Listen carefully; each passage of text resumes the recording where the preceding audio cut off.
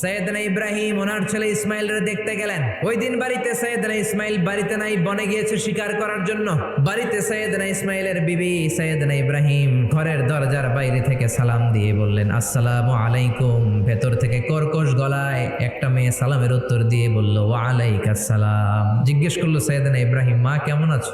মেয়েটা কয়, বেশি সুবিধার না। তোমাদের খাওয়া দাওয়া কেমন চলে? ভালো না। তোমার জামাই কই? বনে গেছে। এবার মেয়েটা বলতেছে, আমনে কেডা?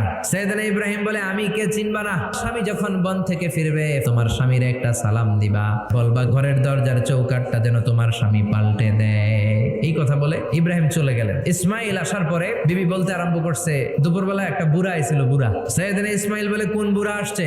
কি বলছে? বিবি বলে, আপনারে সালাম বলছে। ওয়ালাইকুমুস সালাম। আর কি বলেছে? আর বলছে ঘরের দরজার চৌকাট যেন আপনি পাল্টে ফেলেন। এই কথা বলার পরে সৈয়দনা ইসমাইল চিৎকার দিয়ে বলে, ও কি করলি তুই? নিজের কপাল পড়লি, নিজের কপালে নিজে কুড়াল মারলি।